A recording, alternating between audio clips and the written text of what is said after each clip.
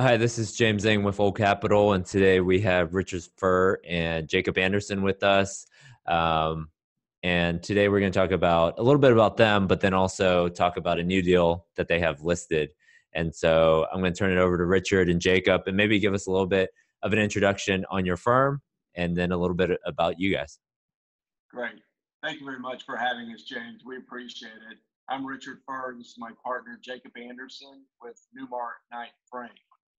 We are a full multifamily service brokerage company. We've been here in the Dallas office, our predecessors, for over 30 years. We exclusively broker multifamily assets and multifamily land. We have 6 full-time producers that cover the Dallas-Fort Worth market, all class A, B, C assets, as well as covering secondary markets along North Texas as well.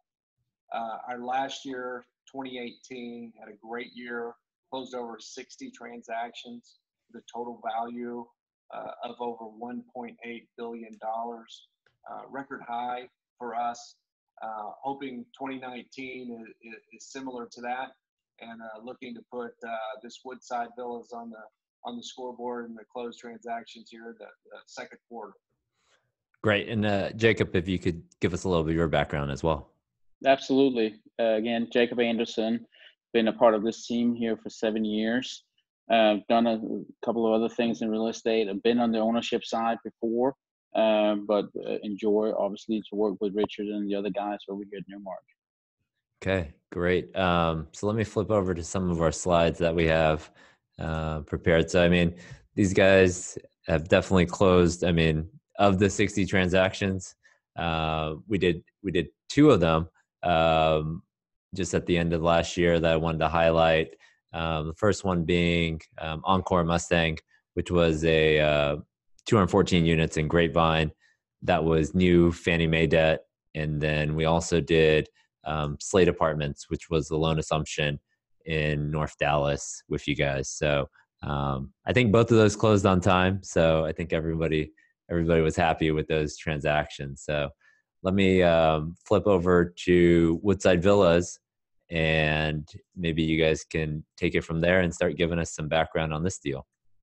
Absolutely, James. So we're sitting here on Woodside Villas. It's 196 units. It is big units. It's the average square footage here is 982, so almost 1,000 square foot. So you're looking at a lot of 2 and 3 bedrooms. It's located very close to DFW Airport. It sits just north of Highway 183, which is definitely a plus for this asset here.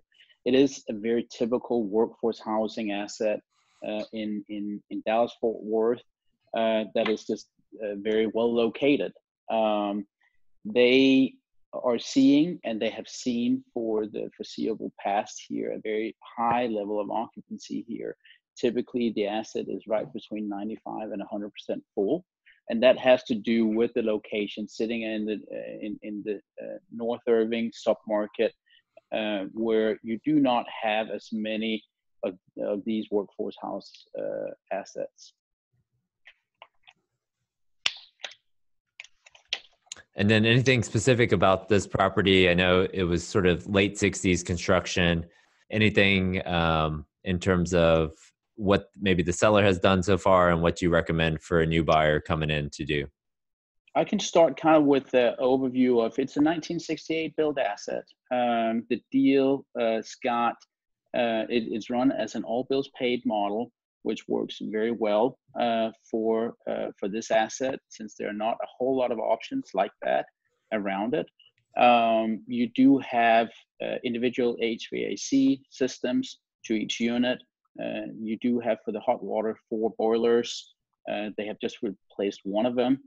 And besides that, it's a clean asset.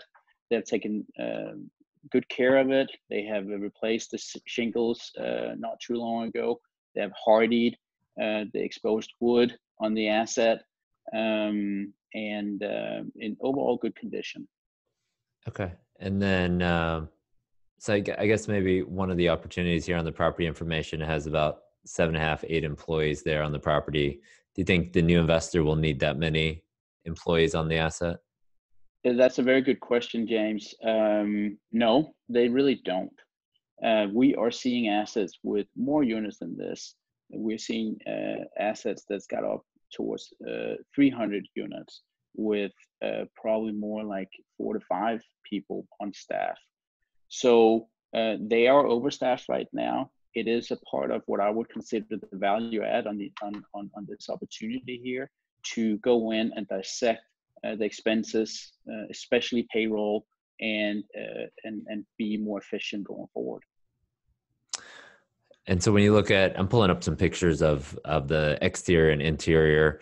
Anything else that a new investor could potentially do, maybe on the exterior, and then maybe talk a little bit about, you know, what units have been upgraded, if any, and you know what the value add play would be there. Sure. On the exterior, as you can see in the picture, it's the mansard siding, which is pretty common structural design built in the late 60s. So it's the shingles, asphalt shingles. They've been replaced recently. They're in really good shape. The condition of it is fine, but the overall look and appeal dates the property. A potential investor could come in and replace that with hardy plank running horizontally that blends more with the overall more newer modern design. It would update the property a lot. It's a little difficult to have a maybe one-to-one correlation with that kind of investment versus interior upgrade. But you definitely will have more appeal from the property, more drive-by appeal, more resident appeal. It'll drive traffic, it'll drive occupancy, and ultimately it'll drive rents. You could probably get this done for $400,000 to $500,000, but it's something that I think someone could consider capitalizing that up front and implementing that as soon as they take over. What about interiors? Anything on the interiors? Have they done appliances or flooring or anything like that on the interiors? Yeah, so we have 2 pictures here in this slide that shows the interiors. So most units, they've gone in and what I would say a heavy turn. So they're easy to turn for when we have people moving out and moving in again. Flooring, they have hard surfaces on most floors. They kept the kitchens in all white, and I think that's one of the opportunities we see in this market here, especially in this layout where you have an open kitchen, if you will.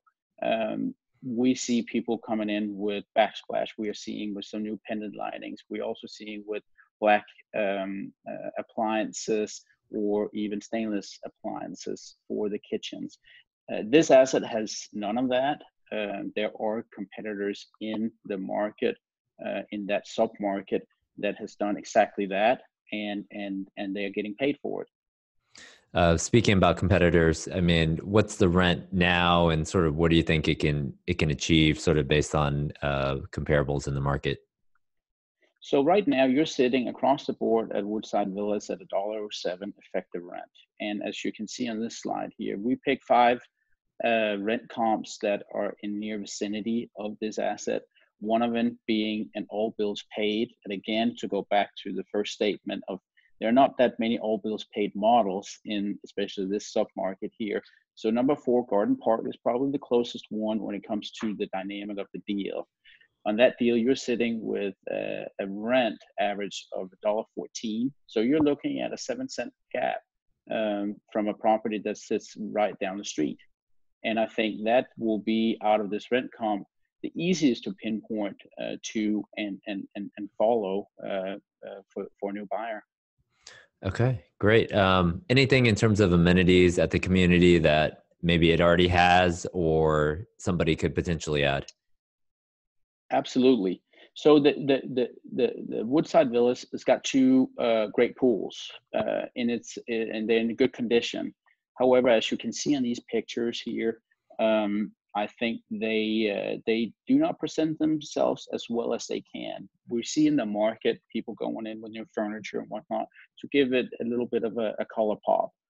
That's one of the things that can be done for relative small amount of equity.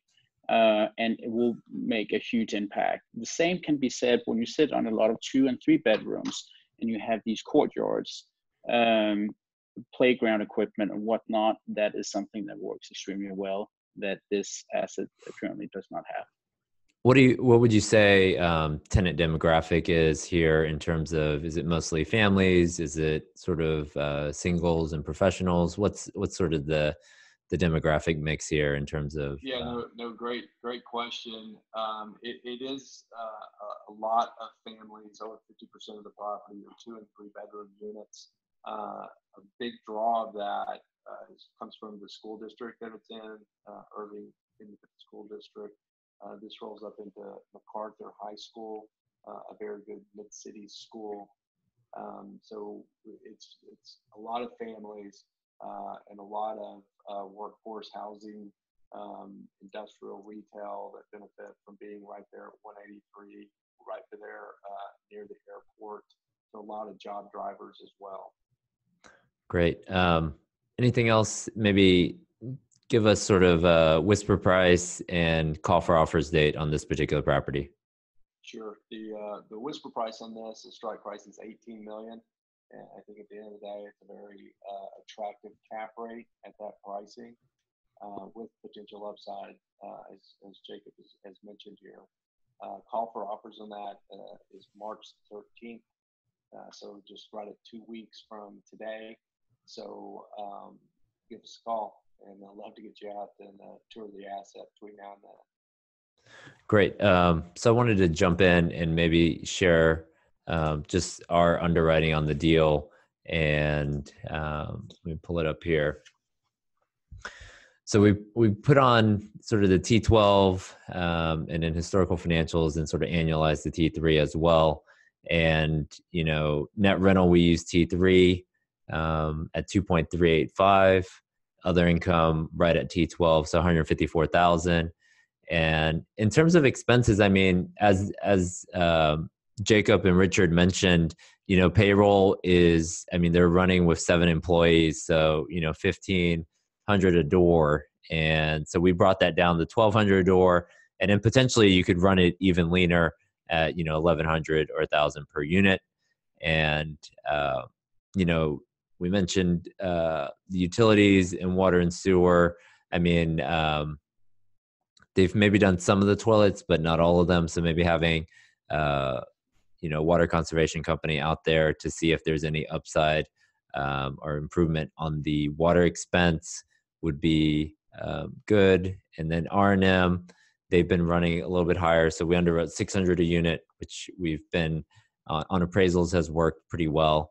And then insurance, we have to check on this and probably get an insurance quote, but typically we're at 300 a unit.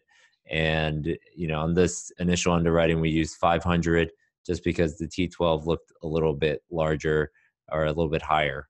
But we can get loss runs for anybody interested if they get a little bit further into the deal and get a little bit firmed up insurance quote. And then in terms of taxes, it's currently assessed for $8.9 million on Dallas County appraisal for 2018. We brought it up to $14.2 million, which is about 75%, and also reserves of $300 a door. And so if you take the sort of P&I payment of $895, you're essentially able to cover the debt on a 125 debt service on a $14.2 million loan at 4.8%. And so you're essentially right at 80% loan to value on this deal. And if, you're able to tighten up your insurance and potentially even your payroll, then you could even get some of your rehab rolled into the loan. And so, there's not many deals that qualify for debt and cash flow this well, sort of out of the box. And so I think there's a lot of potential on this particular deal. And so if you have any questions about the deal, definitely reach out to Richard and Jacob. And then also any questions about the debt, feel free to reach out to me. So thanks, guys, for joining. Any parting words or anything that you'd like to add before we sign off here? No, again, I think it's a great asset. It's a good value add, as you mentioned, not only on boosting the income, but also um, uh, being more effective on your expenses. And that's always something we like to work on. We will have the offers due again here mid-March. So please come out, and we'll love to talk more to you. All Thank you, right. James, very much. And O Capital, we appreciate the relationship we have with you guys and look forward to continue that as we move forward. All right. Great. Thanks a lot, guys.